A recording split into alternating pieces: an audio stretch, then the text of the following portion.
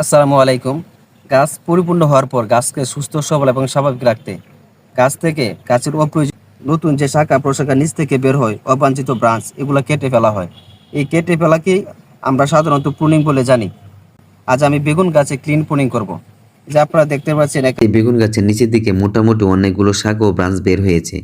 এই ডালগুলো গাছ যে খাদ্য শোষণ করে তা গ্রহণ করে নেয়, তাই উপরে বৃদ্ধি কম হয়, যার দরুন গাছে ফুল ফল কম হয়। অনেকেই মনে করে নিচের ডালপালায় যেহেতু ফুল আসে রেখে দেই, কিন্তু নিচের দিকে যদি ডালপালা থাকে সেখানে সূর্যের আলো কম পায়, তাই সালোকসংশ্লেষণ কম হয়, খাদ্য তৈরি কম হয়। ফলে গাছে ফল কম হয়, ফল ছোট হয় এবং ফলে কাঠামো ঠিক থাকে না। চলুন এবার গাছ থেকে অবাঞ্ছিত ডালগুলো কেটে ফেলি। আমরা নিচ থেকে কেটে উপরের দিকে যাব। যে ডালগুলোতে ফুল এবং ফল ধরার সম্ভাবনা আছে সেগুলো রেখে দিয়ে নিচের দিকে বাকি সবগুলো আমরা ছাঁটাই করে দিব।